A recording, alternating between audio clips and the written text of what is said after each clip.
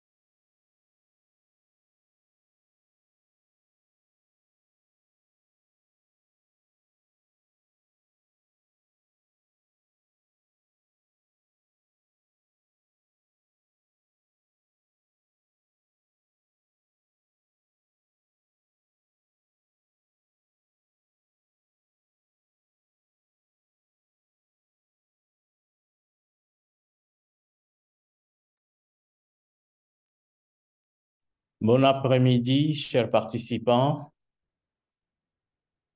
Nous allons donner la parole au professeur Birgan, mais avant cela, je voudrais présenter notre orateur.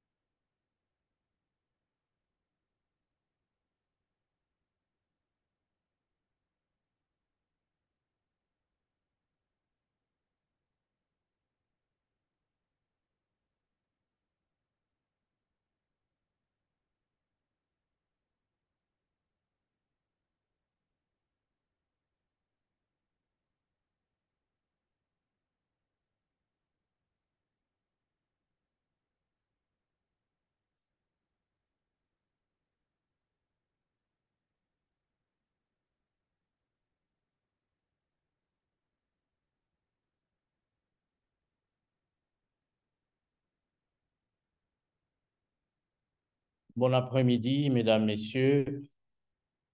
Je voudrais procéder à la présentation du professeur Gabriel Birgan, qui nous fait l'honneur pour la deuxième fois de présenter un sujet important sur cette plateforme.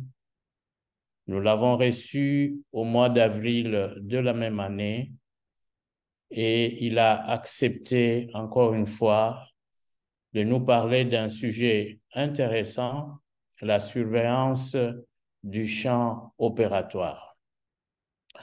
Qui est Gabriel Birgan? Eh bien, il est pharmacien spécialisé en prévention et contrôle des infections. Il dirige le Centre régional de contrôle des infections dans le département des Pays de la Loire, en France, et est à la tête du Centre national de référence français pour la prévention et contrôle des infections, ainsi que de la résistance aux antimicrobiens en soins primaires et maisons de retraite. Gabriel est chercheur honoraire de l'unité de recherche pour la protection de la santé et de l'Institut national pour la recherche en santé et soins avec le professeur Alison Holmes et coordonne à temps partiel la prévention et le contrôle des infections dans l'ouest de la France. Ces domaines d'expertise sont les infections du site chirurgical, la prévention de la résistance aux antimicrobiens en utilisant des outils innovants, y compris les sciences de la mise en œuvre ou l'ingénierie. Voici l'essentiel des activités de notre orateur du jour. Professeur, vous avez la parole. Merci, professeur. Bonjour à tous. Je suis ravi d'être avec vous une nouvelle fois pour un sujet un peu différent sous deux angles. Je vous propose de partir sur la généralité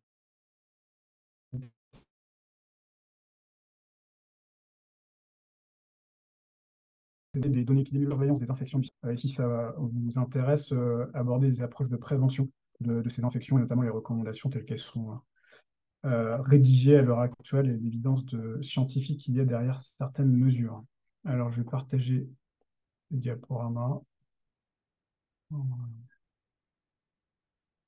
Est-ce que c'est bon de votre côté? Voilà, oui. Affirmatif. Super, merci.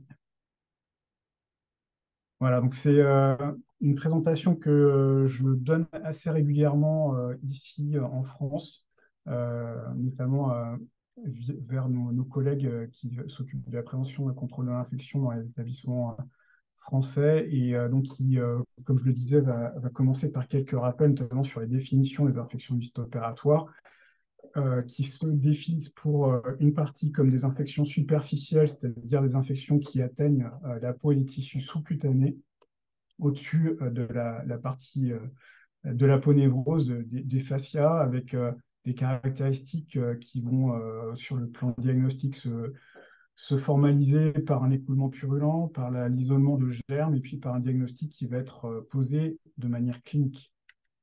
Donc c'est ce type d'infection que vous avez probablement déjà vu. Alors ici, il s'agit de chirurgie cardiaque.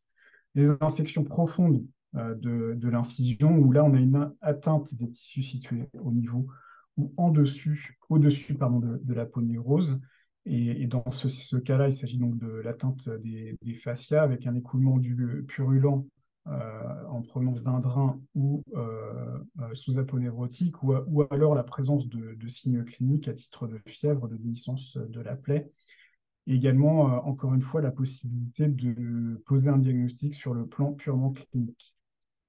Donc, il s'agit de ce type d'infection, là, sur une chirurgie du tendon. Et enfin, l'infection d'organes-espaces qui va se caractériser par la présence de pus sur un plan profond, avec des germes isolés au niveau de l'organe ou du site opératoire, également encore la possibilité d'un diagnostic clinique. Donc voilà, en résumé, donc là, voilà une médiastinite en chirurgie cardiaque. En résumé, les choses se présentent de trois manières, et c'est important à intégrer dans le cadre de la surveillance de la résistance aux antibiotiques, pardon, la surveillance des infections post-opératoires, bien entendu, puisque on va avoir une stratification des données de surveillance en fonction de ces types d'infections que l'on va avoir, et notamment de l'impact en termes de sévérité qu'elles vont avoir sur le patient, bien entendu. Donc la définition de l'infection du site opératoire telle que l'on la conçoit ici en France, c'est une infection qui survient au niveau du site opératoire dans un délai de 30 jours après l'intervention chirurgicale, avec une nuance qui est celle de la pose de matériel, on va y venir après, où là, la période de survenue de l'infection peut être étendue jusqu'à 90 jours. Alors historiquement, on avait tendance à intégrer la durée jusqu'à 1 an. Voilà. On a réduit cette durée à 90 jours tout simplement parce qu'au-delà de 90 jours, on considère que l'infection, si elle arrive au niveau du site opératoire, est plus d'origine hématogène qu'ayant pour source en fait l'intervention chirurgicale en elle-même et la contamination péropératoire qu'il a pu y avoir pendant l'intervention. Donc voilà, quand on prend ces 90 jours sur pose de matériel, on est sur 95% des ISO, des infections extra-opératoires, qui sont associées au geste en lui-même et pas sur des événements type bactériens qui peuvent apparaître au-delà. Bon, après, il y a des interprétations, bien évidemment, qu'il faut mener. En termes de physiopathologie, ben, le rapport il est assez classiquement celui-ci, c'est-à-dire le rapport entre une quantité bactérienne contaminante et la virulence de la bactérie qui est à l'origine de la contamination. Et en regard de ça, bien évidemment, la résistance immunitaire de l'hôte. Et lorsqu'il y a un déséquilibre entre les deux, soit en faveur, soit en défaveur d'un côté ou de l'autre, eh bien, il va y avoir une infection du site opératoire qui pourra apparaître ou pas. Voilà. Et on a tendance à considérer que le site opératoire, lorsqu'il y a une contamination qui est au-delà d'un certain inoculum, notamment 10 puissance 5 micro-organismes par gramme de tissu, on a un surrisque d'infection post-opératoire. Et en fait, cet inoculum, il diminue lorsqu'il y a une pose de matériel. Et il est habituellement décrit des quantités qui sont de l'ordre de 100 staphylocoques par gramme de tissu. Et pourquoi, en fait, cette quantité, cet inoculum diminue lorsqu'il y a pose de matériel? Puisque lorsqu'il y a matériel, il y a possibilité d'adhérence bactérienne à ce même matériel. Il y a possibilité d'inhibition fonctionnelle de la réaction immunitaire locale, notamment de la phagocytose et la présence des polynucléaires neutrophiles. Et puis, il y a également le biofilm, hein, cette coque qui va protéger les bactéries qui peuvent se créer sur ce matériel. Et donc, on aura tendance à distinguer deux origines de sources d'infection. Une source qui va être endogène, c'est le patient, sa propre flore qui génère l'infection. Et une source qui est dite exogène, c'est la flore de l'environnement chirurgical qui va provoquer l'infection. Et typiquement, ce qu'on considère, alors on ne sait pas bien faire la part des choses et la proportion des deux types de sources, mais l'endogène est estimé comme étant à hauteur de 70% jusqu'à 90% en fonction des études des infections histo-opératoires, alors que l'exogène, en regard de ça, il est entre 10 et 30% de la part des ISO. Alors, l'histoire de la contamination de la plaie est assez typique, c'est-à-dire qu'on a, euh, on a depuis pas mal de temps considéré lorsqu'on avait une incision sur un site propre, donc une chirurgie propre, eh bien, on n'avait pas de contamination de plaie. Or, même en orthopédie, avec ou sans implant, eh bien, on a de la contamination qui survient en fin de chirurgie de la plaie. La plaie ne reste pas stérile au fil du temps, une contamination qui se crée, soit par contiguïté avec la flore du patient, soit par arrivée de flore qui arrive d'ailleurs, et notamment potentiellement par l'air. En revanche, on n'a pas d'idée précise en fait de la physiopathologie stricto sensu de survenue de l'infection du site opératoire. C'est-à-dire qu'on a parfois des bactéries que l'on retrouve en fin de chirurgie sur la plaie qui ne sont pas compatibles, tout du moins qui ne sont pas corrélées avec celles qu'on va retrouver dans une infection du site opératoire 15 jours après. Donc ça, c'est un peu troublant. Et donc, on a encore des points d'interrogation sur cette physiopathologie de l'ISO que l'on considère classiquement comme le plus souvent étant liée à une contamination péropératoire, soit de bactéries présentes, de micro-organismes présents avant l'incision, soit apportées par le geste opératoire, comme on l'a dit tout à l'heure, juste avant.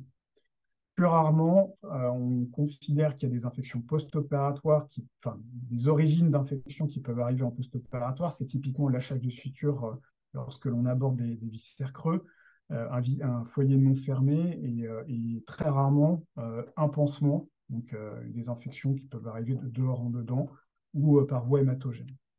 Et la transmission, mais comme on l'a dit, elle peut être par contiguïté, c'est-à-dire vous avez de la flore sur les berges de la plaie et puis qui viennent contaminer la plaie.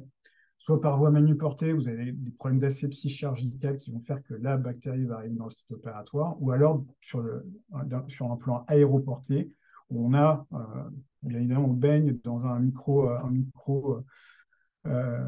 microbiote environnemental qui va faire qu'on va arriver de temps en temps à avoir ce type de contamination.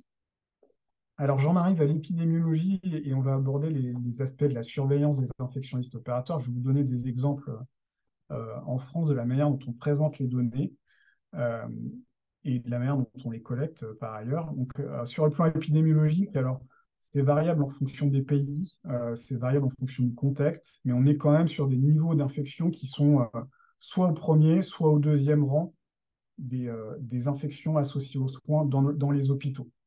En France, là, vous voyez, lors de l'enquête nationale de prévalence qui a été menée il y a quelques années, c'était au second rang derrière les infections urinaires.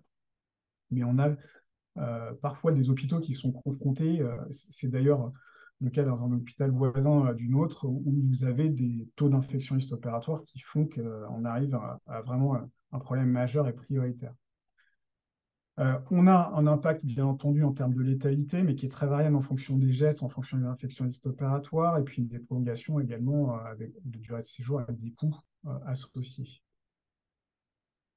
Alors pourquoi surveiller les infections histo-opératoires? Tout d'abord pour décrire l'ampleur d'un problème ou potentiel, les caractéristiques donc, de la survenue des infections et puis des tendances.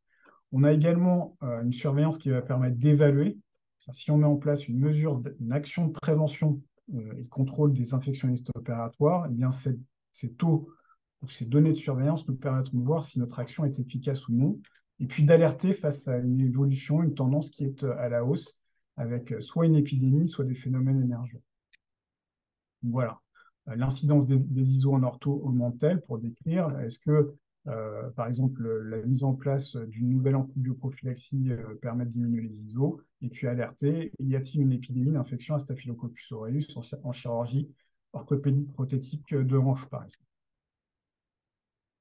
Pourquoi surveiller les infections associées aux soins? Bon, ça, vous avez eu, je crois, une présentation la semaine dernière sur la surveillance des IS, donc je vais passer rapidement. Surveillance, sensibilisation, action, réduction des taux, et ainsi de suite. Et on repart sur la boucle de surveillance, sensibilisation, action, réduction des taux, ici des taux d'ISO. Et ça a montré son efficacité, notamment aux États-Unis dans les années 70, avec le projet Scénic, qui a permis à la fois de diminuer les taux d'infection, et notamment d'infection du site opératoire, mais aussi de permettre d'éviter que ça continue à augmenter. La tendance était à l'augmentation, on a réussi à la diminuer, c'est ce que vous avez ici sur ce graphique qui était extrait de données, enfin, d'un article produit par le CDC aux États-Unis. Alors, comment surveiller ces ISO? Il y a plusieurs manières de faire. Et ça dépend complètement des moyens qu'on a à notre disposition, à la fois en termes de ressources humaines et à la fois en termes de moyens d'accès aux données, ce qui est vraiment critique pour la surveillance. On peut faire des surveillances qui sont continues. Donc, on va faire une surveillance des infections extra-opératoires sur l'ensemble de l'année, sur l'ensemble des actes qui vont être réalisés. On peut faire une surveillance qui sera discontinue, c'est-à-dire on peut partir du principe qu'on va faire que le premier trimestre, et ça dépend complètement des ressources que l'on a à disposition. Et puis on peut faire tout simplement une surveillance ponctuelle. C'est-à-dire si on part d'un état zéro sur le plan de la surveillance, on peut tout à fait imaginer qu'une enquête de prévalence à un temps T, on va regarder sur une phase d'une semaine l'ensemble des infections des infections du site opératoire dans un hôpital ou dans un service, puisse permettre, avec peut-être des répétitions de cette enquête de prévalence, puisse permettre d'avoir une évaluation de l'ampleur du problème. Donc toute cette histoire-là dépend de ce que l'on a à disposition en termes de ressources. On pourra, en fonction de l'espace, de l'extension dans l'espace de la surveillance, faire de la surveillance coordonnée. Donc, ça peut être la surveillance entre établissements, entre services, avec une même méthodologie qui permette aux services, aux établissements de se comparer entre eux, sur l'ensemble d'un établissement ou sur des services ou des spécialités, avec également possibilité de se focaliser sur des pathologies stricto sensu. À savoir, vous allez voir pour ce qu'on fait en France, une orthopédie, dans l'hôpital dans lequel je travaille, c'est valable aussi ailleurs, on ne va pas regarder l'ensemble des infections qui se passent en orthopédie. On va aller se focaliser sur des gestes qui sont des gestes traceurs, comme par exemple les prothèses de hanche, prothèses de genoux, plutôt que d'aller regarder tout ce qui se passe en orthopédie. Ça nous permet d'avoir un élément, un indicateur sur des gestes qui sont critiques de prévention de l'infection opératoire. Et ça nous permet aussi, nous, de nous préserver en termes de ressources pour ne pas se lancer dans des analyses qui soient vraiment, ou des recueils de données qui soient vraiment trop conséquents. On peut faire du mode de recueil de données sur un plan actif, c'est-à-dire que là, on va aller chercher les données. Je vais vous présenter ce qui était fait en France jusqu'à présent, et puis on a basculé sur un mode qui est là passif, où on a des données qui sont collectées en routine dans l'établissement, et on va essayer d'exploiter ces données, quitte à ce que ça soit imparfait, et ça nous permet de concentrer nos ressources, d'éviter de trop disperser nos ressources sur la collecte de données et d'informations. Voilà. Et puis l'objectif final, c'est d'avoir des données individuelles par patient, voilà, et également des données agrégées avec un numérateur qui est le nombre d'ISO d'infection du site opératoire sur un nombre qui est au dénominateur, qui va être par exemple le nombre d'interventions réalisées. Voilà, donc ça, c'est la finalité, et en essayant de stratifier par catégorie de gestes, par catégorie de patients et par catégorie de risques. C'est ce qu'on va voir juste après. Voilà, ça c'est la même chose, mais en anglais. Voilà, mais ce que je voulais vous apporter ici sur la diapositive, c'est un élément qui est essentiel, c'est que votre information, l'information que vous délivrez, il faut qu'elle soit compréhensible par tout le monde dans l'hôpital et que le message passe. Si vous faites passer des informations qui ne sont pas intelligibles par les professionnels de terrain, l'action qui va être réalisée derrière ne va pas avoir de sens pour eux, et l'information en général n'a pas de sens. vous donne un exemple de l'expérience que j'ai pu avoir dans un hôpital en Inde, où en fait, de manière assez basique pour nous, Français et Anglais, on était allé dans cet hôpital-là en se disant qu'on allait faire de la surveillance classique avec un numérateur, un dénominateur pour avoir des taux d'ISO. C'est ce qu'on a fait. On a réussi à avoir des taux à peu près corrects, enfin, sur le plan méthodologique.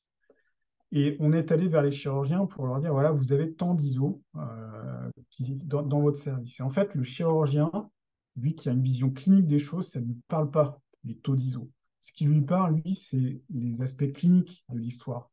Et donc, plutôt que de faire une surveillance classique basée sur un numérateur, un dénominateur, on a changé un peu notre fusil d'épaule en essayant d'apporter des aspects cliniques aux chirurgiens et notamment de leur faire des retours d'expérience sur des cas d'infection post-opératoire qu'ils avaient dans leur service.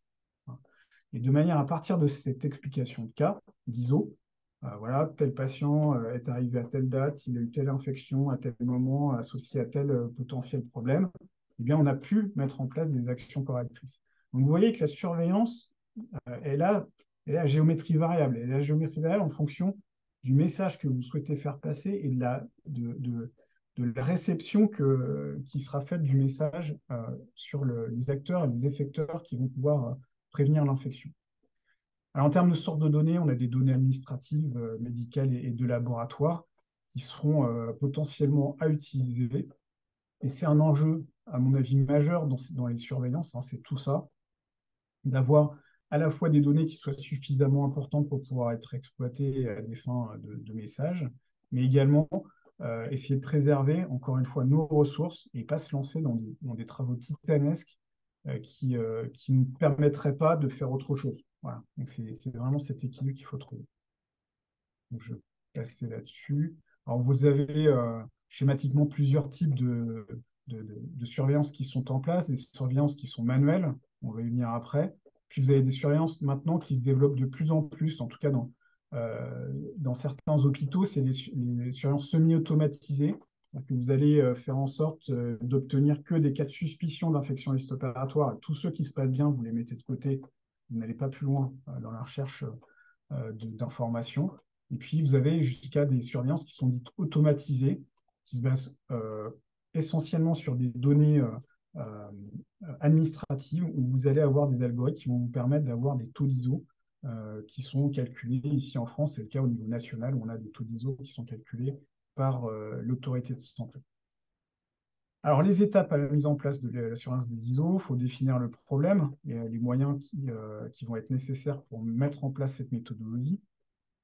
Informer et former, identifier les patients avec les ISO et puis recueillir les données, les valider, les analyser. Bon, c'est des choses assez classiques, j'imagine que vous avez abordé ça la semaine dernière. Il y a un élément qui est important, à mon avis, dans la surveillance des ISO, mais également dans la surveillance des infections associées aux soins, c'est que avoir comme je le disais précédemment, avoir des informations, des taux d'ISO, c'est bien.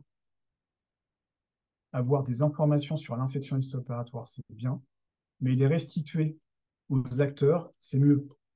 Et malheureusement, on ne met pas suffisamment d'efforts dans la restitution d'informations vers les acteurs.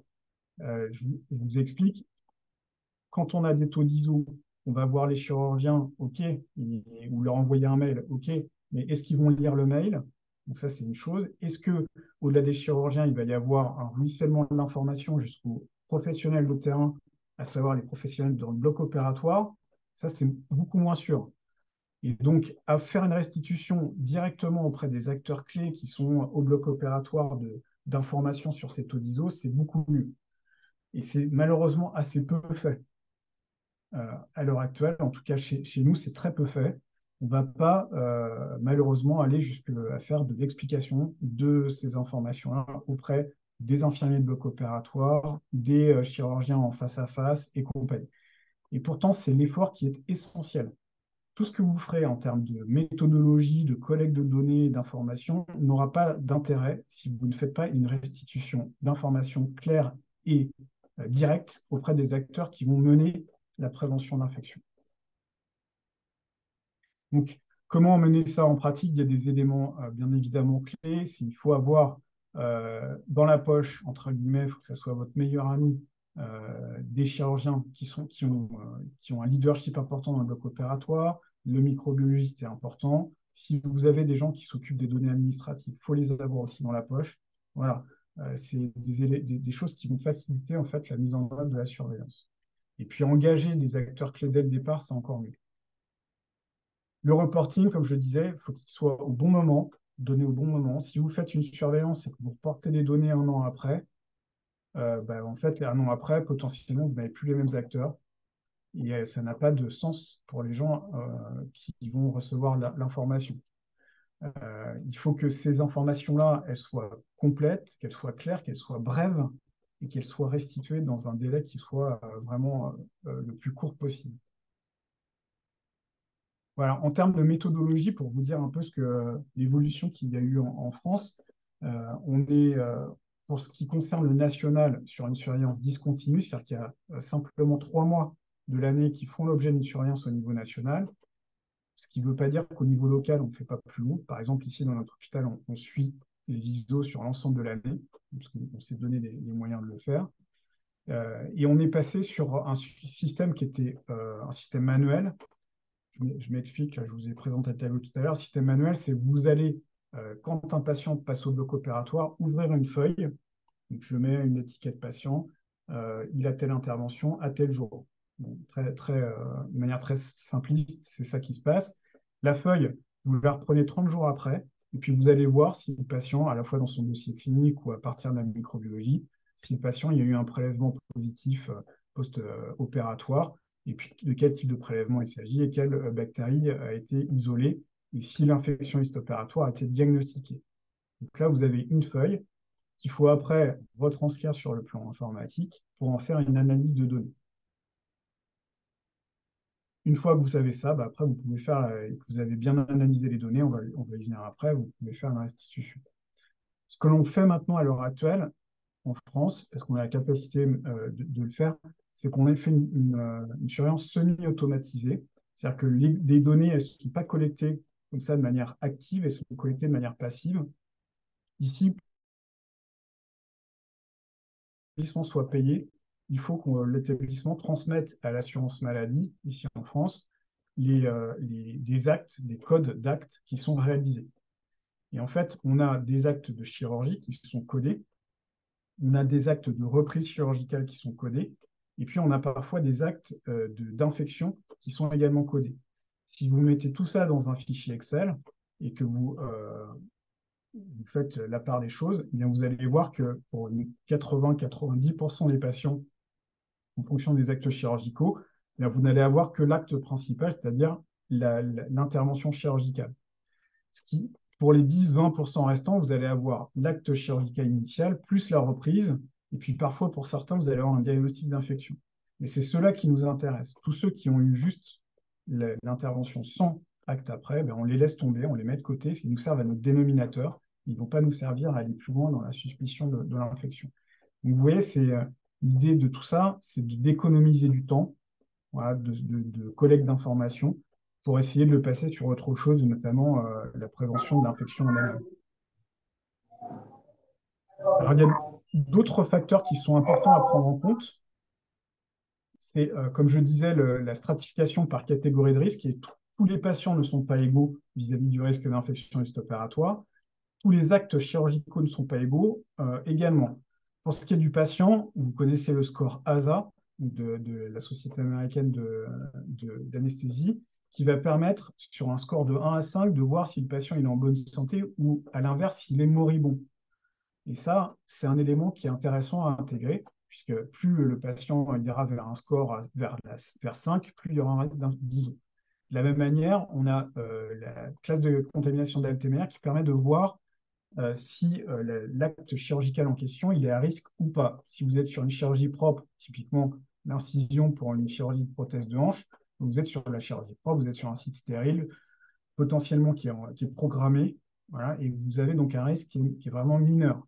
En revanche, si vous êtes sur une fracture de la voie, sur un accident de la voie publique, là, vous êtes sur une plaie qui est sale et vous allez avoir un risque d'infection qui est important. La durée d'intervention est également importante.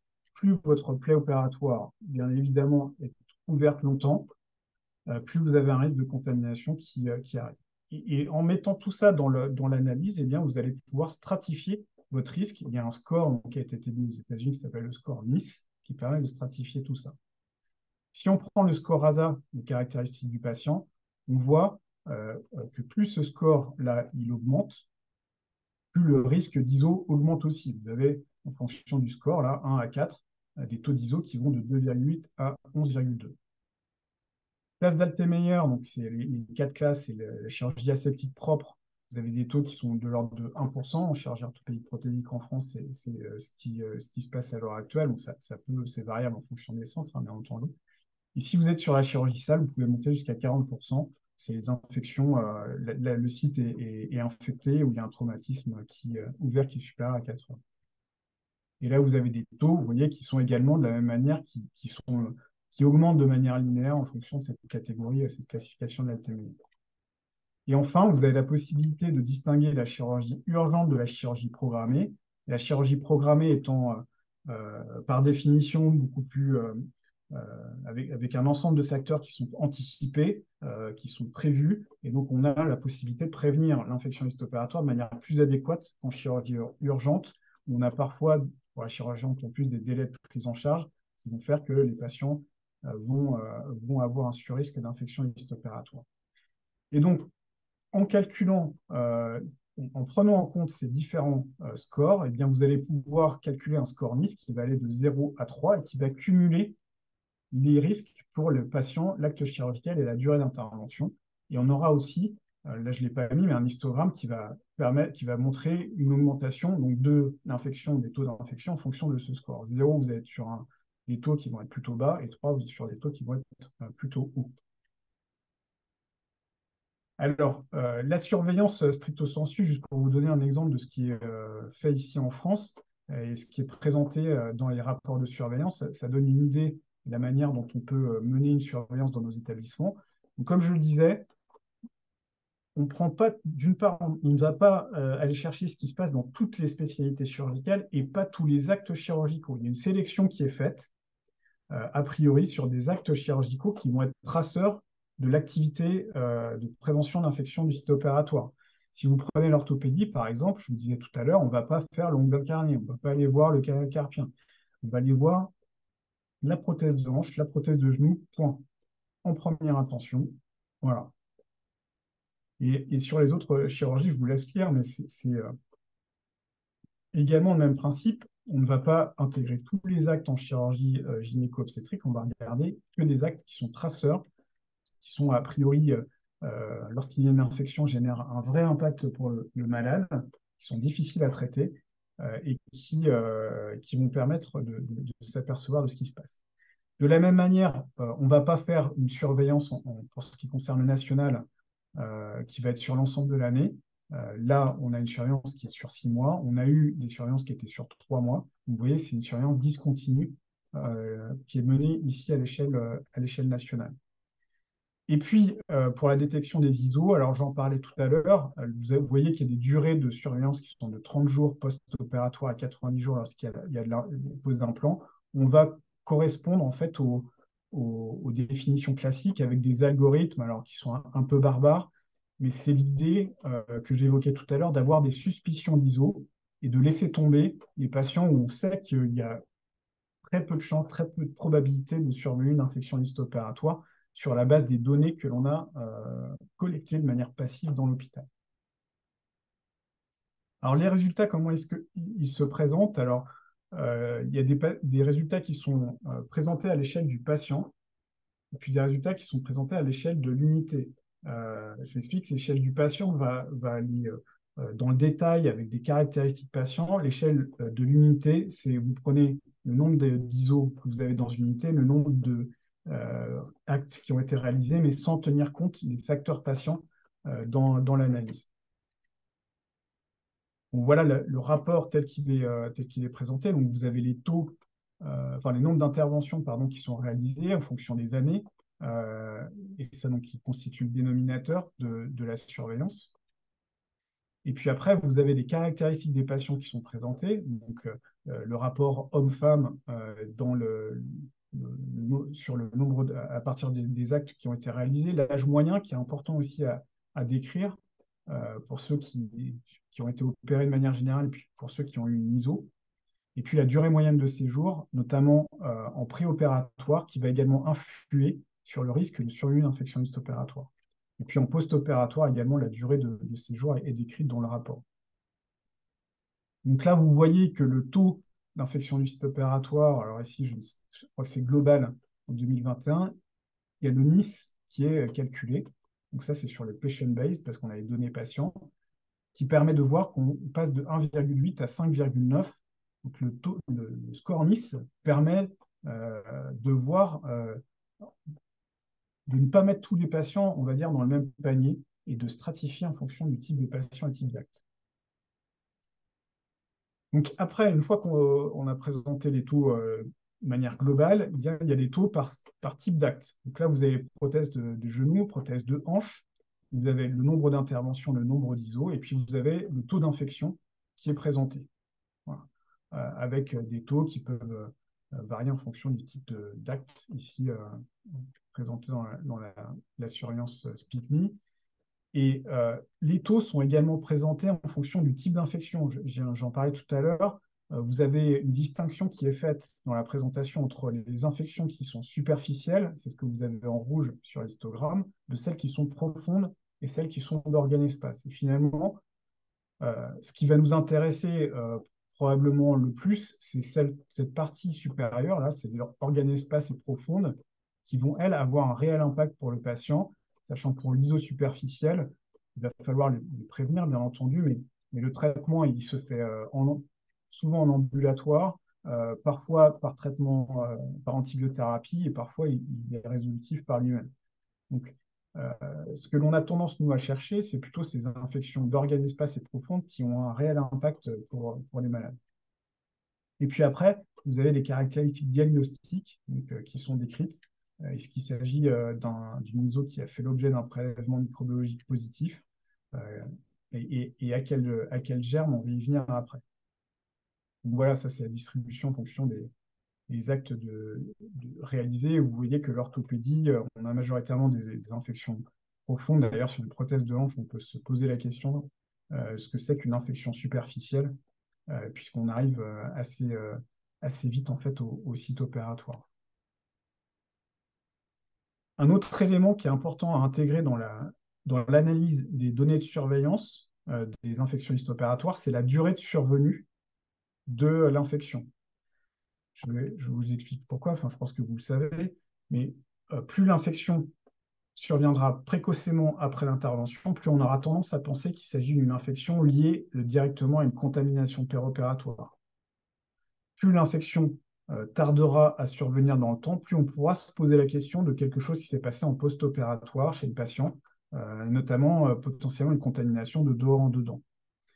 Et l'intérêt d'avoir la médiane, en fait, c'est de permettre de trancher en fait, en fonction de ce qui se passe. Et moi, je vais assez souvent, quand j'ai des cas d'infection post-opératoire, aller voir les médianes de survenue des infections post-opératoires, alors à partir des données de surveillance nationale, pour me faire une idée de l'origine de la contamination et de l'infection.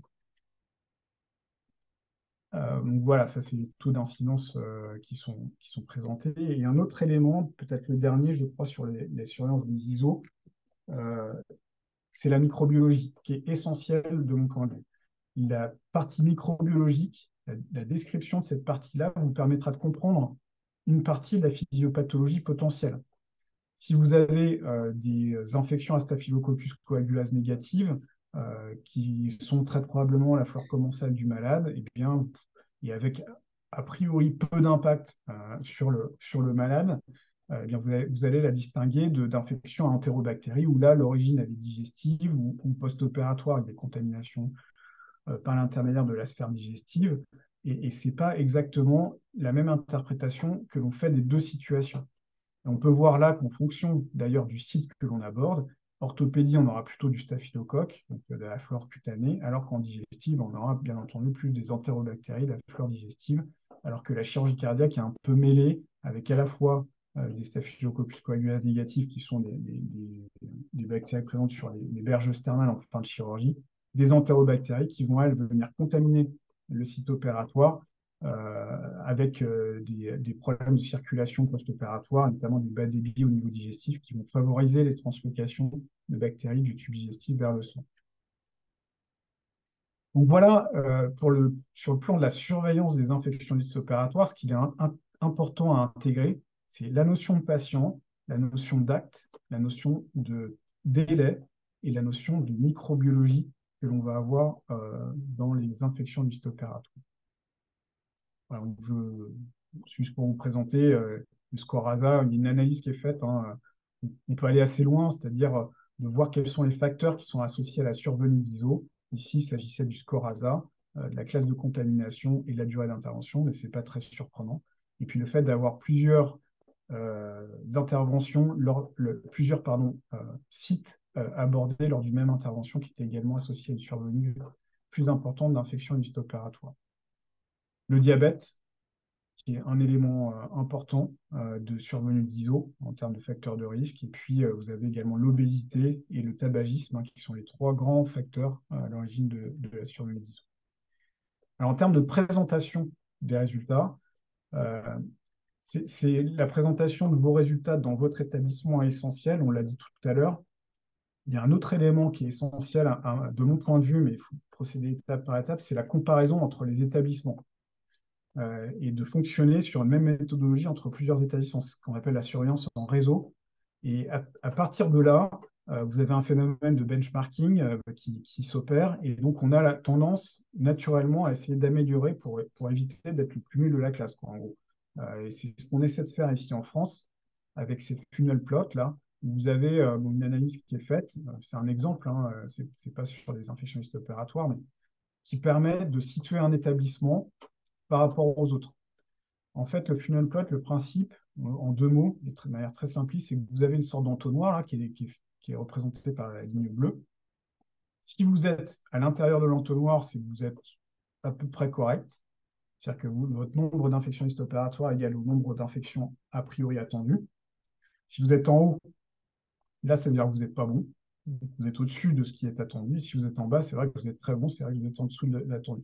C'est une manière de représenter qui est peut-être un peu barbare, je l'avoue, mais la comparaison d'un établissement à l'autre, des survenues d'ISO, et ça permet naturellement de diminuer les taux parce qu'on n'aime pas être les moins bons de la classe. Hein. Je pense que c'est assez naturel. Bon, ça, je vais passer. C'est des choses qui ne sont pas en place, qui sont pas. Enfin, c'est juste pour l'évoquer, mais l'intégration du patient, en tout cas, c'est la sensation qu'on a eue à de nombreuses reprises dans sa surveillance d'ISO, d'infection opératoire en post-opératoire, et notamment lorsqu'il est parti de l'hôpital, est un élément essentiel. Et en fait, il y a des applications qui ont été créées à droite, à gauche. Peut-être que c'est le cas déjà dans certains des hôpitaux, mais des applications qui permettent aux patients soit de prendre une photo de sa plaie puis de l'envoyer directement à la clinique ou au service, soit d'apporter des informations sur la présence de plaie avec un suivi post-opératoire qui se fait en dehors des murs de l'hôpital. Alors, Jean, je ne sais pas combien de temps on a cet après-midi, mais je ne veux pas vous surcharger de trop d'informations. Si vous le souhaitez, je peux aller un peu plus loin sur les mesures de prévention, mais je ne sais pas, professeur, quelle durée on a à peu près cet après-midi? Professeur, vous pouvez continuer à donner les mesures que vous avez prévues parce que c'est aussi important D'accord. que les gens sachent quoi faire. Merci. Ok, ok.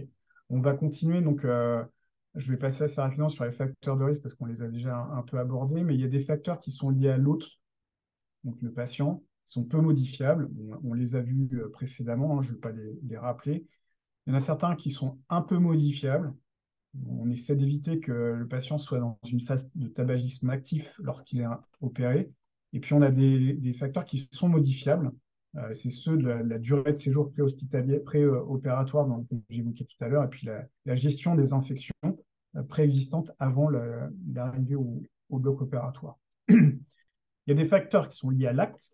Donc, certains sont pas du tout modifiables. C'est la classe de contamination que l'on a avec l'acte qui est réalisé.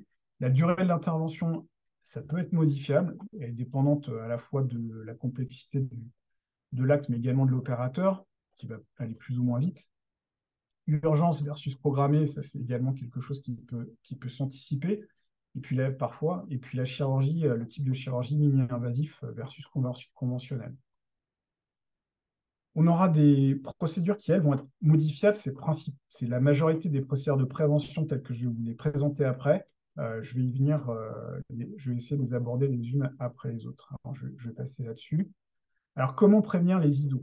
On va distinguer la phase pré, per et post-opératoire, les trois différentes phases. Et je vais aborder trois types de recommandations.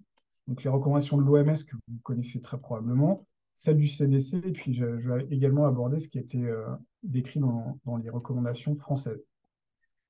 Alors, en préopératoire, on va aborder ces 4, 5 ou même 6 mesures différentes, et notamment le traitement des pilosités avec l'antisepsie de la peau avant intervention, avec la douche préopératoire qui n'a pas fait d'objet d'évidence majeure en termes de type de savon que l'on doit utiliser, mais en revanche qui est recommandé en termes de douche pour l'ensemble des recommandations, notamment avec l'OMS.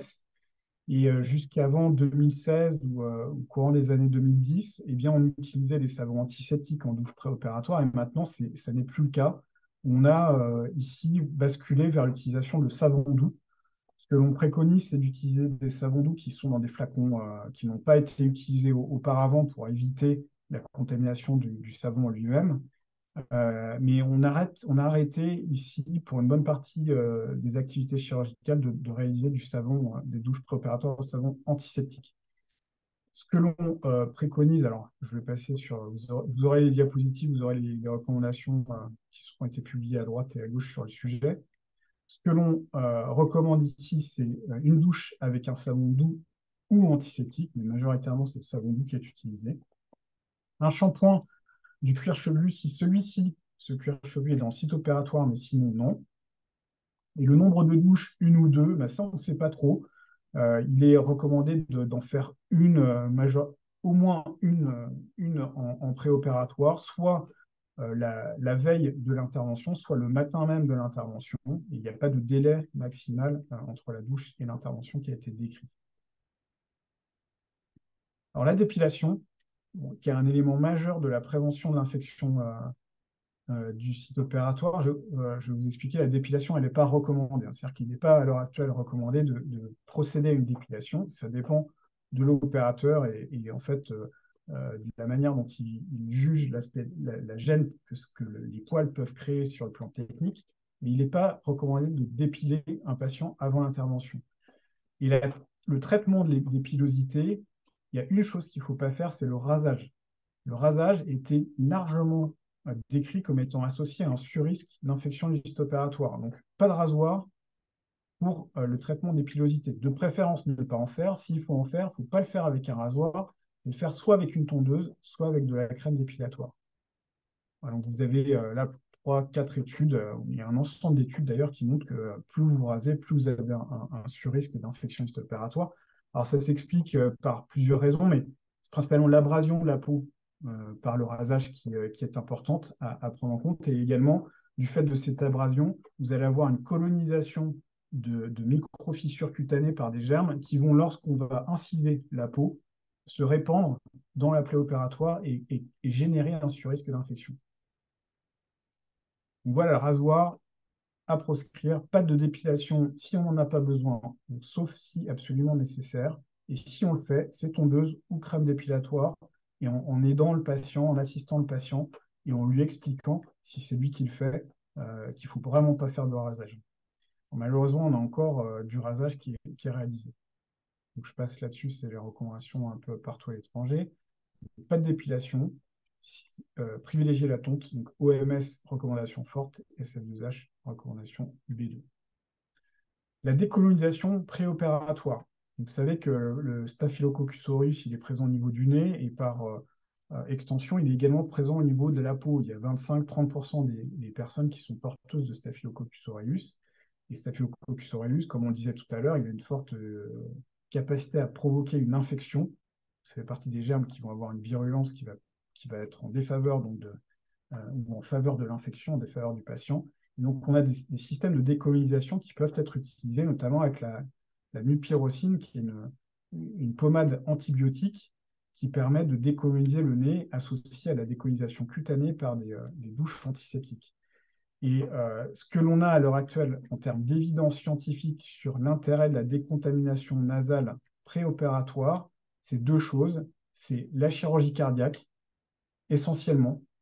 C'est-à-dire que le fait d'être porteur de staph doré avant chirurgie cardiaque est un surrisque d'infection post-opératoire et donc on a intérêt à décoloniser le nez et la peau du patient. Et notamment, ça s'explique par la proximité du nez avec la plaie chirurgicale, notamment post-opératoire, on a sur les, les, la cicatrice de sténotomie, des patients qui vont aller se tripoter le nez et puis aller toucher la plaie après, ce qui est enfin, la cicatrice après, ce qui génère des infections superficielles et parfois du dehors en dedans.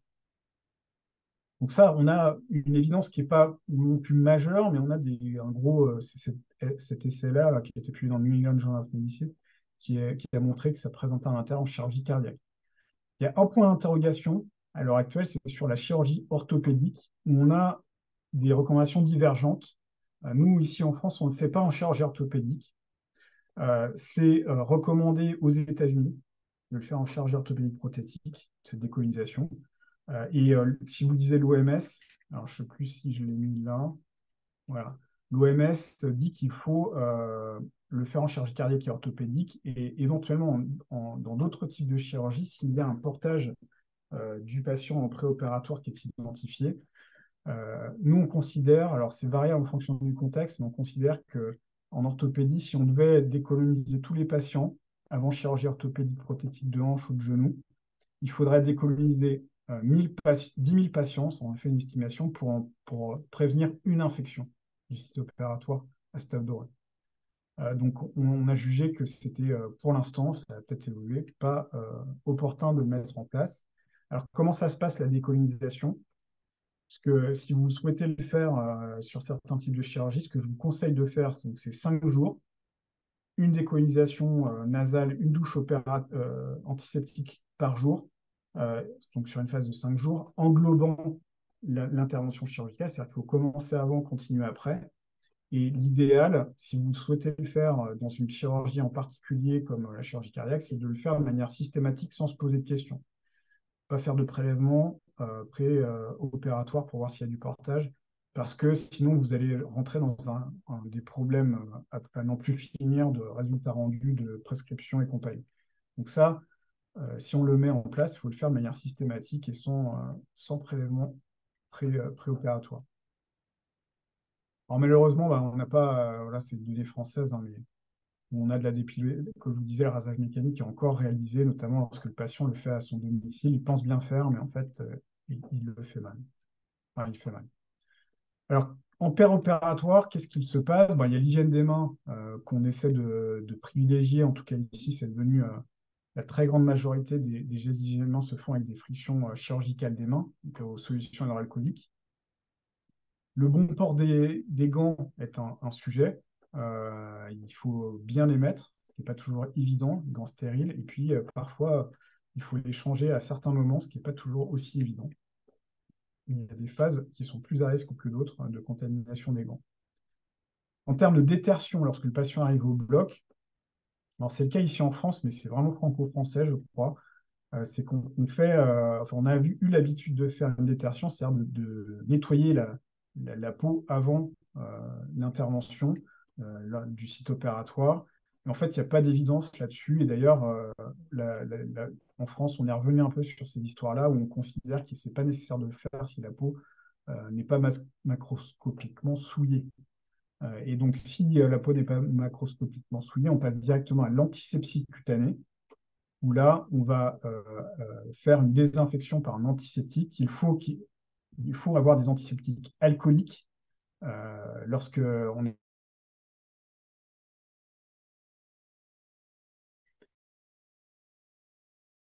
de la chlorhydrine alcoolique. Il n'y a pas de différence à l'heure actuelle qui est faite, mais on sait que il faut un antiseptique alcoolique. Alors l'OMS, en 2016-2018, a dit qu'il fallait avoir des composés à base de chlorhexidine. D'ailleurs, il n'était pas précisé la concentration. Et en fait, on n'a toujours pas d'évidence sur l'intérêt de la chlorhexidine à l'heure actuelle en termes d'antiseptique alcoolique. De notre point de vue ici en France, enfin c'est mon point de vue également, c'est un antiseptique alcoolique, quel qu'il soit iodé, soit à base de chlorhexidine. Donc, les recommandations de l'OMS fortes, c'est pas de détertion, une désinfection large du site opératoire avec une solution antiseptique alcoolique, chlorhexidine pour l'OMS, pas de recommandation entre chlorhexidine et bétaïne pour la CDC ou la SF2H ici en France. Donc voilà, ça c'est quelques infos. Alors pourquoi on se pose beaucoup de questions sur la chlorhexidine? Parce qu'on a tendance à penser que la chlorhexidine permet de diminuer les infections sur cathéter veineux centraux. Il y a eu des essais qui ont été réalisés qui ont montré que c'était plutôt favorable de faire la désinfection lors de pose de cathéter veineux central avec de la chlorhexidine alcoolique. En revanche, quand on regarde la littérature, notamment la littérature récente sur le sujet, là, je vous ai mis des études de 2021 qui ne montrent pas d'infériorité de la polyvidone versus chlorhexidine. Voilà, on reste toujours sur cette recommandation d'antiseptique alcoolique. Donc, je vous laisserai le lien. Ça, voilà. Les champs adhésifs. On a des chirurgiens qui aiment bien mettre les champs adhésifs ici. Je ne sais pas si c'est le cas chez vous, mais c'est des champs soit imprégnés d'antiseptique, donc c'est la partie droite, hein, soit des champs non imprégnés. Alors là, il n'y a pas d'évidence pour l'intérêt des champs adhésifs plastiques. Et s'il y en a un à choisir, c'est celui qui est imprégné d'antiseptique. En gros, il ne faut pas les utiliser. Notamment s'il n'y a pas de propriétés antimicrobiennes. Et en fait, on a même tendance à penser que ça génère un surrisque, parce que quand il n'y a pas d'antiseptique dans ces champs-là, eh bien, les bactéries elles peuvent se fixer au plastique et puis générer une contamination au fil du temps en péropératoire. Donc c'est plutôt non recommandé. Voilà, ne pas utiliser pour l'OMS, pas nécessaire pour le CDC, et puis en France, aucune recommandation n'a été émise parce que voilà, les recommandations se basaient sur l'évidence qui est pas démontrée. Pour la protection des plaies en chirurgie euh, gastro-intestinale, donc là, on a ces systèmes de dispositifs de protection où vous avez également des recommandations qui ont été émises par l'OMS qui suggèrent de l'utiliser. Il n'y a pas d'évidence réellement majeure là-dessus, mais ça tendrait à pouvoir diminuer le risque de contamination, notamment pour les plaies, les chirurgies propres contaminées en chirurgie gastro-intestinale. Donc, on a des éléments comme ça qui sont potentiellement euh, intéressants à considérer. Alors, il y a d'autres éléments, je passe rapidement, mais qui sont, à mon avis, essentiels. C'est l'homéostasie du patient, c'est la normothermie en péropératoire, c'est l'oxygénation des tissus, et puis c'est la glycémie. Où là, on a eu des recommandations aussi dans le cadre de l'OMS qui ont été émises pour l'oxygénation, où il est nécessaire de maintenir une bonne oxygénation des tissus, y compris en post-opératoire. Ça a généré énormément de controverses parce qu'en fait, ça implique, comme vous pouvez l'imaginer, en post-opératoire, un suivi quand même extrêmement rapproché du patient par les anesthésistes qui ont d'ailleurs par ailleurs publié des lettres disant que ça n'avait pas d'intérêt. Donc, en péropératoire, une bonne oxygénation, c'est essentiel. En post-opératoire, il faut essayer de la maintenir, mais ce n'est pas forcément à hauteur de ce qui est décrit dans le document de l'OMS. La glycémie, là, c'est essentiel. En pré-pér et post-opératoire, il faut avoir des valeurs de glycémie optimales tout au long du patient. Ça génère un surrisque de complications de manière générale, pas qu'infectieuse. Et à mon sens, là, c'est un élément critique de contrôle, la glycémie, notamment chez les patients obèses. Euh, voilà, donc on a également le traitement d'air. Alors, le traitement d'air, c'est un gros sujet de controverse voilà, depuis pas mal d'années, depuis que ça existe en gros. Et on a la distinction du traitement d'air en flux laminaire versus le flux conventionnel, flux turbulent. Flux laminaire, en fait, c'est ce type de flux, vous connaissez, hein, plafond soufflant, avec forte pression d'air qui arrive de manière laminaire unidirectionnelle sur le patient, ultra filtré et qui va être repris par les bouches d'extraction en bas de la salle. Et en fait, c'était mis en place par Charnley, qui est un orthopédiste anglais. Ça a été démontré comme étant efficace par Lidwell, qui est un autre orthopédiste anglais. Et en fait, suite à ça, il n'y a pas eu de grosse évidence, notamment suite à l'arrivée de l'antibioprophylaxie, en faveur de ces flux unidirectionnels.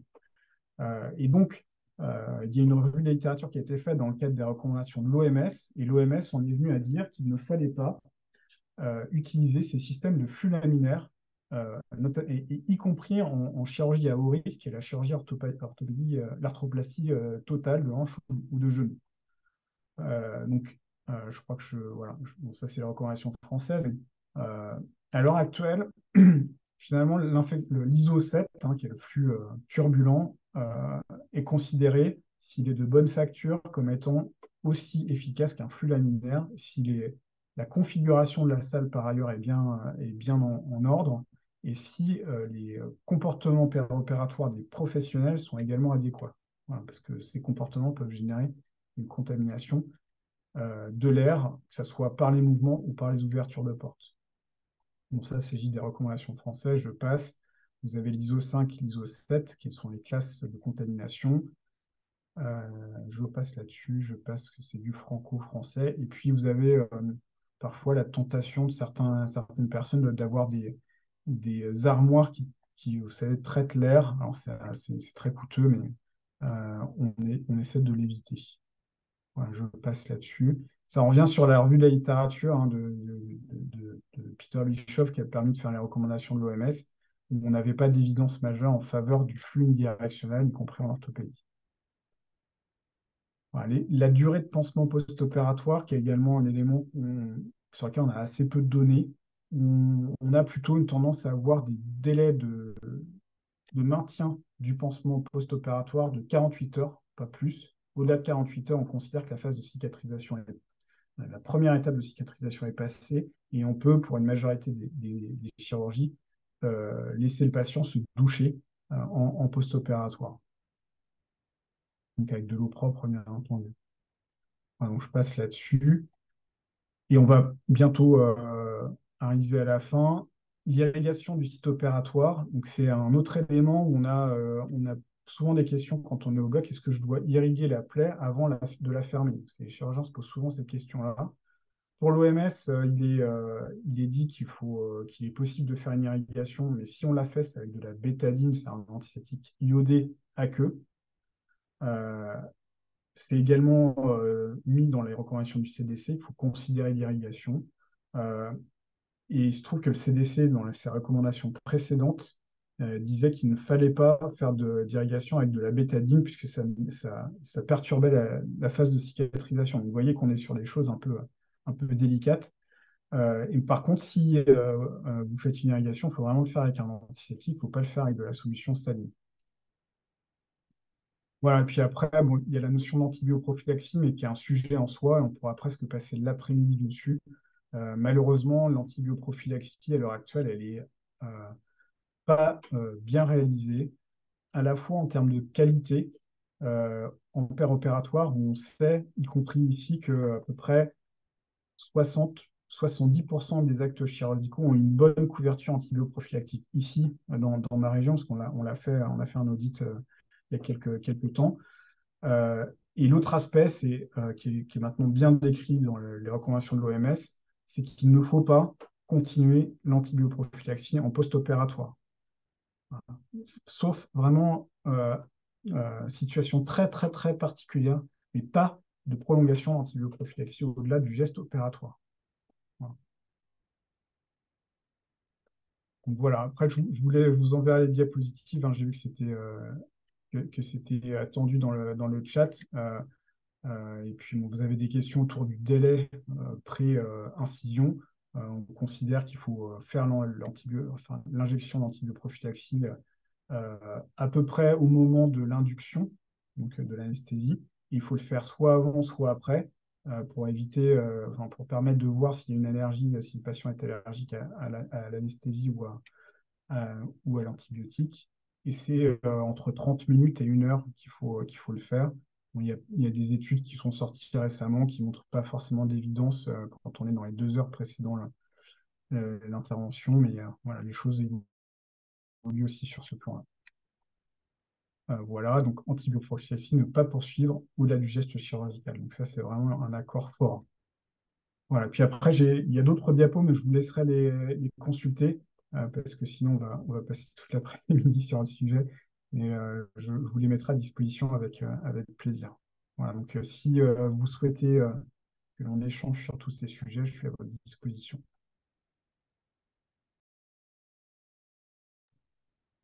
Merci beaucoup, professeur, pour ce brillant exposé et très intéressant et pratique. Je voudrais demander à tous les participants qui sont intéressés et qui ont des questions à poser au professeur sur le plan théorique et pratique. Ils sont les bienvenus et peuvent poser leurs questions. Aux panélistes aussi, ceux qui ont des commentaires peuvent les formuler et ils sont les bienvenus. Merci. À vous la parole.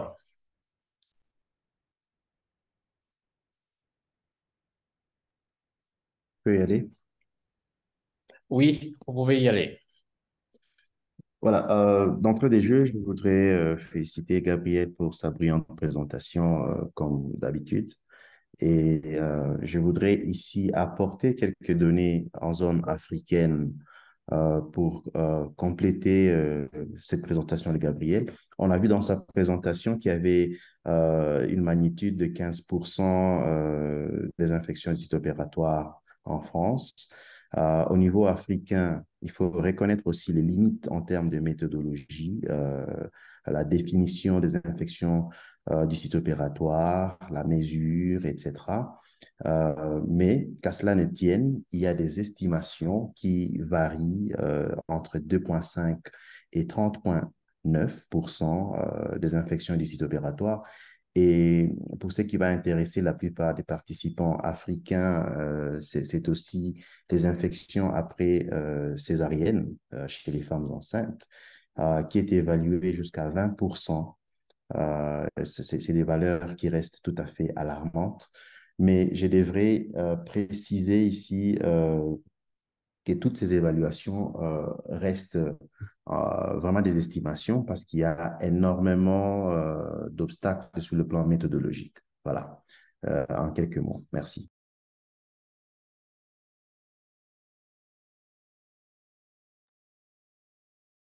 Alors, effectivement, vous avez vu que ma présentation nécessitait des adaptations, hein. Je vous ai fait une présentation que je fais ici en France. Donc, mais je crois que ce qu'il faut faire, c'est commencer par des choses simples, hein. Je crois que j'ai dû vous dire la même chose pour antibiorésistance, mais commencer par des choses simples. Ce qu'on a fait en Inde, dans le sud de l'Inde, avec nos collègues là-bas, c'est finalement pas aller plus loin que de faire, enfin, c'est déjà pas mal, mais faire la description de cas, tout simplement. C'est-à-dire, je prends une ISO qui est arrivée dans tel service et je vais aller décrire point par point la manière dont ça s'est passé, en essayant de discuter avec les chirurgiens de l'origine potentielle de l'infection post-opératoire. Et là, déjà, on a des pistes d'amélioration qui arrivent. Donc, ça peut être, en termes de surveillance, assez basique. De la même manière, plutôt que de faire une surveillance dans le temps, vous pouvez faire une enquête de prévalence, aller dans 3-4 services et puis regarder sur une phase de temps, peut-être d'une semaine, les infections qui arrivent. Et c'est tout. Puis après, vous refaites ça 6 mois après. Il faut être simple, il faut commencer simple et faut surtout avoir des données qui soient compréhensibles. Il ne faut pas que ça soit brouillon, il faut que ça soit cohérent.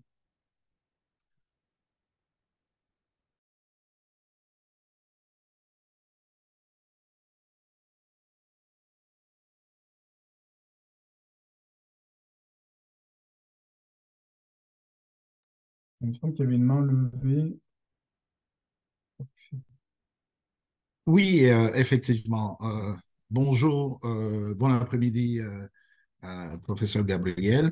Donc, comme panéliste, Je suis vraiment très intéressé par cette excellente présentation, brillante pour être plus près du mot, et aussi pour euh, des détails beaucoup pratiques. Donc, ce qui permet je pense, à nos participants d'utiliser ces conseils pratiques pour prévenir, surtout dans la prévention des infections des sites opératoires. Vraiment, c'est vraiment très intéressant.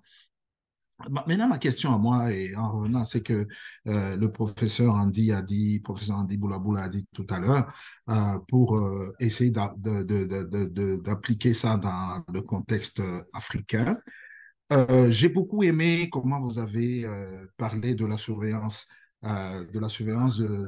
que je pourrais suggérer éventuellement aux personnes qui participent dans le webinaire.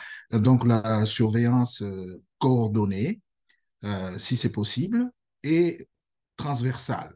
Vu nos moyens, je pense que ce serait une manière assez facile, non pas seulement facile, mais moins coûteuse d'installer de mettre très rapidement en place des moyens de surveillance pour les infections des sites opératoires. Donc, non seulement cela, mais cela aussi permettrait euh, de publier, d'avoir des évidences sur euh, les infections des sites opératoires dans les pays africains et éventuellement, euh, avec l'objectif, bien sûr, à long terme, d'améliorer la prise en charge des patients en pré et post-opératoire. En tout cas, merci beaucoup. Ma question à moi, principalement, comme épidémiologiste, je voulais avoir un peu les tendances des infections des sites opératoires en France euh, avant le Covid. Bon, je sais que nous n'avons pas suffisamment de temps après le Covid, mais déjà avant le Covid, j'ai vu les graphiques que vous nous aviez montrés qui avaient la tendance était à la baisse. Mais quelle est je ne dirais pas la tendance actuelle. Quelle est la situation après la période Covid? À vous. Merci. Alors, effectivement, je vous rejoins sur la notion de si vous êtes plusieurs à faire la même chose, c'est toujours mieux, plusieurs établissements. Et comme on le disait tout à l'heure, encore une fois, il faut être simple. En France, quand ils ont débuté, je n'étais pas encore dans le système, mais ces surveillances-là, ça s'est basé sur une surveillance qui était de 3 mois. Ça peut être 2. Et ça permet déjà d'avoir des données intéressantes si vous êtes sur 3, 4, 5, 6 établissements et de se comparer sur une même méthode. Donc, moi, je vous inciterai, si vous le souhaitez, on peut en reparler, à mener ça. Par ailleurs, pour votre question sur les tendances, alors on est depuis 20 ans sur une baisse des infections histo-opératoires. Il y a une diminution quand même assez importante des ISO en France du fait des nouveautés techniques que j'évoquais tout à l'heure, de l'amélioration des pratiques et compagnie. Et en fait, avant la Covid, on avait déjà quelques indicateurs de soit stagnation, soit réaugmentation pour certains actes, notamment en chirurgie orthopédique, là, qui est vraiment celui qu'on voilà, peaufine le plus en termes de surveillance. On avait déjà des tendances à l'augmentation. Alors, je ne peux pas vous dire en post-Covid, parce qu'on n'a que des données en France sur 2021, mais on a des indicateurs qui sont plutôt défavorables en post-Covid sur les ISO. Ça, en France, on a eu une fermeture des blocs opératoires pendant 4 mois d'affilée. On a eu des désorganisations. On a eu aussi, et on a toujours beaucoup de problèmes à avoir des ressources humaines, notamment en bloc opératoire. Et tout ça, en fait, a contribué probablement à diminuer la qualité de prise en charge, malheureusement. Donc, pour répondre à vos questions sur le post-Covid, je ne sais pas précisément, mais j'ai la sensation que ça repart à la hausse.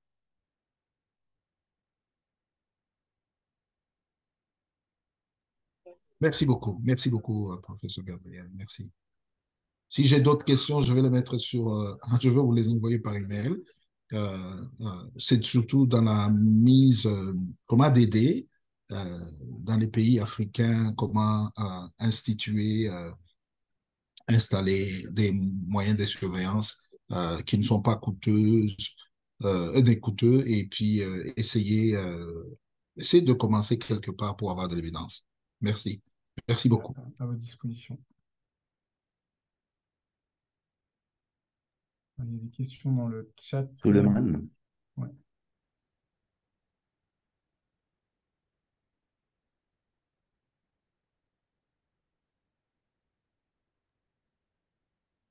par Kouda, vous pouvez y aller?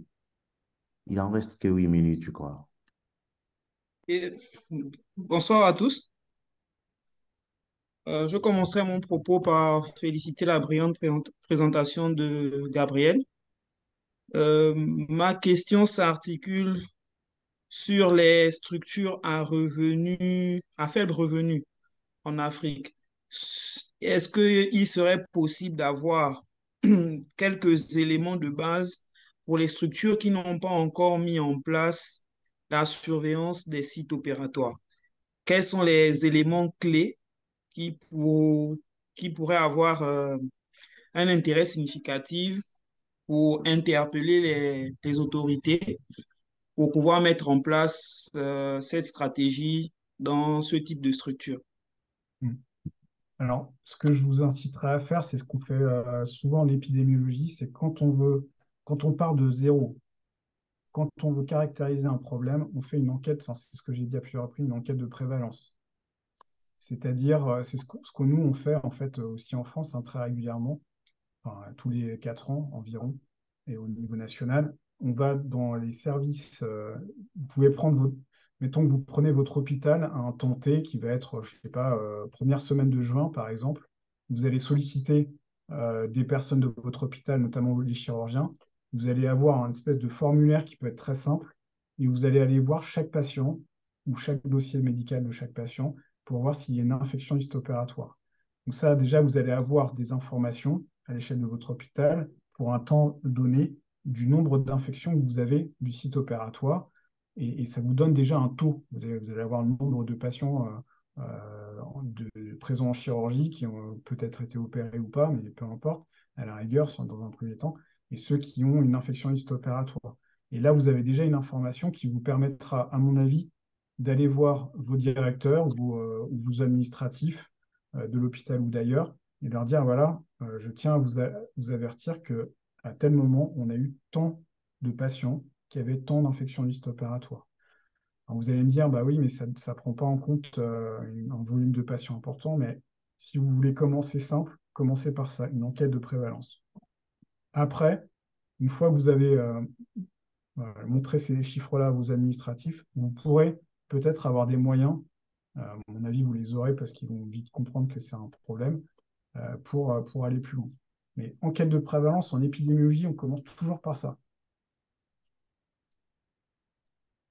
Merci Gabriel. Pour ajouter peut-être l'expérience de terrain en Afrique, je crois que je vais répondre quelques de vos mots. Donc, pour dire, il faut être simple, il faut commencer petit. Donc, vous définissez exactement ce que vous voulez récolter comme données et vous en faites un questionnaire très, très simple. Donc, vous avez une surveillance de base qui est clinique. Vous essayez de ramener les éléments cliniques essentiels qui sont rapidement faciles à collecter ou à recueillir.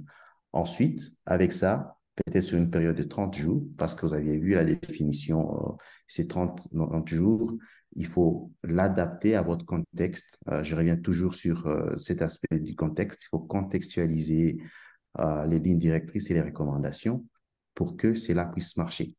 Je crois qu'au niveau de Africa CDC, on est en train d'y travailler. Je crois que d'ici début janvier, on serait déjà capable de publier les premiers protocoles en matière de surveillance des infections associées aux soins, inclus les infections du site opératoire. Donc, la réunion d'experts aura lieu d'ici début novembre et c'est pour déjà lancer les bases de ce travail en région africaine. Et donc, on aura aussi un protocole de référence qui va mettre sur pied ou qui va prendre en compte les contextes africains les plus diversifiés. Voilà. Merci.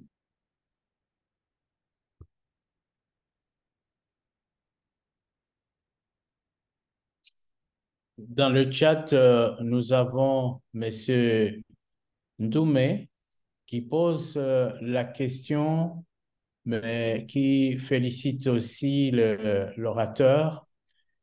Et il voudrait savoir quelle est la place des extracteurs d'air dans la chirurgie thoracique en cas de tuberculose chez le patient et quel type de masque le personnel en salle opératoire doit-il se munir? Merci. Alors, tout dépend de quelle tuberculose on parle. Si c'est une tuberculose pulmonaire, le masque est un masque, c'est une précaution R, hein, enfin, les anciennes précautions R, ça va être masque, un appareil de protection respiratoire, donc type soit N95, soit FFP2, donc en fonction de ce que vous avez. Si vous avez une tuberculose qui est localisée et qui n'est pas pulmonaire, là, tout dépend de l'approche que vous avez de ce site-là. C'est une approche du site infecté avec de la mycobactérie dedans, il est préférable de porter un masque, un appareil de protection respiratoire. Si ce n'est pas le cas, le masque chirurgical classique peut suffire, de mon point de vue. En termes des places d'extracteurs d'air dans la chirurgie thoracique, alors si vous parlez des systèmes de traitement d'air de la salle, ça va être efficace tout dépend du renouvellement d'air que vous avez, hein, et du niveau de filtration, mais ça va être efficace sur le plan général, mais ça n'empêchera pas d'avoir potentiellement une contamination si vous avez une, euh, pas une extraction, une excrétion de BK à un point intenté par le patient, notamment lors de la phase d'intubation, s'il a une tuberculose pulmonaire. Donc, tuberculose pulmonaire, masque FFP2. Si vous abordez le site infecté à BK dans le champ opératoire, également FFP2 ou N95. Si ce n'est pas le cas, il n'y a pas nécessité d'aller plus loin. C'est ce que vous faites habituellement. Merci. Gabriel, je peux ajouter un élément. Oui, oui, oui. Vous pouvez y Oui. aller. Voilà, je crois que c'est important de ramener encore le mot contexte par rapport à notre question. Donc, les extracteurs d'air, comme le collègue a posé comme question, évidemment, ça va dépendre des moyens. Si vous avez une bonne ventilation mécanique ou une aération mécanique en place, donc là, vous visez un échange d'air entre 6 et 12 par heure, ce qui va être assez efficace. Mais là où ils ont des méthodes encore bien maîtrisées, on va créer une pression négative dans la salle opératoire. Et ça va permettre encore de réduire davantage le risque. Et pour ceux qui ne savent pas, le FFP2, auquel Gabriel fait référence, ce sont ces masques avec filtration, donc ces masques faciales avec une bonne filtration, ça peut aller jusqu'à 90% ou plus. Et c'est qu'on a souvent l'habitude de voir, c'est de N95. Donc là, il y a une bonne filtration des particules aériennes jusqu'à 95%. Et voilà. Je ne sais pas si ça rajoute à quelque chose, mais il était important de faire allusion à la pression négative dans les salles opératoires. Merci. Effectivement, Merci beaucoup, Andy. vous avez bien fait de compléter parce que nous, si vous voulez, on a des systèmes de traitement d'air, comme je l'évoquais tout à l'heure, qui sont en ce qu'on appelle ISO 7, c'est-à-dire qu'on a du renouvellement d'air qui est à hauteur d'une vingtaine de volumes par heure. C'est-à-dire l'air de la salle est renouvelé et filtré 20 fois par heure, plus une surpression donc, de la salle qui est à hauteur de 15 pascal. C'est-à-dire quand vous ouvrez les portes, l'air va de la salle vers l'extérieur. Donc, le principe du renouvellement d'air, il permet de prévenir la contamination aéroportée, théoriquement, et du BK. J'aurais tendance à vous conseiller de mettre un appareil type les masques Cana, hein, que vous connaissez probablement, pendant la phase d'intubation d'un patient qui est excréteur de BK sur le plan pulmonaire. Même si vous avez un traitement d'air, un extracteur d'air, compagnie. Il faut vraiment se protéger sur ces phases-là. Et de manière générale, quand le patient tousse et qu'il a un BK au niveau du poumon, il faut vraiment se protéger. Merci. Nous avons atteint le temps imparti, mais il y a encore trois questions en vue. Je ne sais pas si le professeur euh, n'est pas est prêt à répondre à ces questions. Ça ferait plaisir aussi à ceux qui les ont posées. Alors, Si vous acceptez, on oui, peut ouais. lire ces questions et comme ça, vous les ramassez en une fois. Si vous voulez, je peux répondre rapidement si vous voulez aux questions. Donc, sur la première, c'est le pansement post-opératoire qu'on propose cinquième jour. Alors, en fait, sur les pansements, il y a pas de réelles règles à l'heure actuelle. C'est vraiment ce qui pose problème. C'est qu'il y a des espèces de pratiques qui viennent de chirurgiens qui ont appris ça eux-mêmes et compagnie. Moi, ce que je considère, c'est que 48 heures, ça suffit en fait à la première phase de cicatrisation. Et au-delà de ces 48 heures, on peut retirer le pansement ou le changer, mais il ne faut pas toucher la cicatrisation pendant les 48 premières heures après l'intervention. Euh, Deuxième point, c'est j'aimerais savoir, du coup, vu qu'il n'y a plus de détertion, une antisepsie en 3 temps se fait-elle uniquement par application successive d'antiseptique? Alors, il y a pas nous, on ne fait pas d'antisepsie en 3 temps. D'ailleurs, on se pose la question de faire 2 phases d'antisepsie, ce qui est habituellement fait, c'est-à-dire on a l'infirmière qui fait la première antisepsie et le chirurgien qui, avant de faire son incision, fait une deuxième antisepsie. Mais on ne va pas plus loin que ça. Ouais, et même certains ne font qu'un passage antiseptique. Donc mais ça reste une question. Enfin, vous avez raison.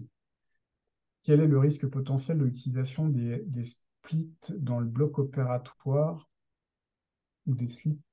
Ouais. Alors ça, excusez-moi, je ne peux pas vous répondre sur ce plan-là. Est-ce que l'âge enfant versus adolescent peut constituer un facteur de risque d'ISO? Je ne crois pas particulièrement, mais peut-être que je me trompe. Mais je j'ai pas cette notion-là, enfant versus adolescent dans le risque d'ISO. Aussi, existe-t-il des données qui montrent l'impact de chaque mesure APC dans la réduction de l'incidence des ISO? Bah, c'est ce que j'ai essayé. Vous regarderez, je vais vous envoyer le diaporama, vous verrez que dans les diapos, il y a à chaque fois le nombre d'essais randomisés qui a été fait, le nombre d'études observationnelles pour les recommandations. Et si vous voulez aller plus loin, je vous incite à regarder les recommandations de l'OMS, parce qu'il y a des méta-analyses qui ont été faites. Alors, elles n'ont pas été mises à jour récemment, mais pour chaque mesure. Donc, vraiment, vous avez toute l'évidence derrière. Euh, donc, pour ceux qui ont mis leur adresse mail, mais je vous envoie les diapositives. Si vous voulez, professeur, je vous enverrai les diapositives aussi. Merci. N'hésitez pas à les diffuser, il n'y a aucun problème. OK. Je peux répondre juste en un mot par rapport à l'âge enfant versus adulte. Euh, il y a quand même une différence entre les adultes et les enfants. Je vais parler ici d'une méta-analyse qui s'est concentrée sur les enfants et dire que les plus jeunes enfants qui ont eu des interventions digestives étaient plus à risque de faire des infections du site opératoire. Et puis après, je crois qu'on peut partager toute la liste des références ou des éléments qui ont été discutés au cours de cette présentation pour plus d'éléments. Merci. Effectivement, ouais, sur ce point-là précisément, euh, je pense que vous êtes beaucoup mieux placé que moi pour répondre. C'est votre spécialité. Donc. C'est un plaisir, Gabriel. Eh bien, je félicite à mon tour Gabriel pour tout le travail qu'il a abattu cet après-midi. Je pense que tous ceux qui ont suivi cette présentation sont d'avis que c'était très intéressant, ça reste aussi pratique que possible et que cela peut être appliqué de plus en plus aussi dans nos milieux en contextualisant, comme le disait Andy, avec le moyen dont nous disposons pour éviter de plus en plus ces infections du site opératoire. À tous, merci. Merci pour ces échanges. Et Gabriel, je dirais encore une fois merci et à la prochaine fois. On ne sait pas quand, mais ce sera toujours avec plaisir de vous recevoir dans, dans nos meetings et plateformes. Merci beaucoup et au revoir à tous. Merci, au revoir, à bientôt. Merci. À bientôt. Bye bye. Bye bye.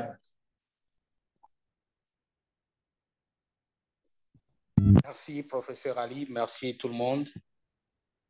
Merci, Mathias. Bon week-end à vous. Merci à vous aussi. Merci.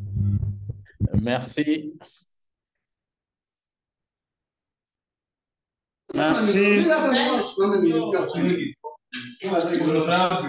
Merci.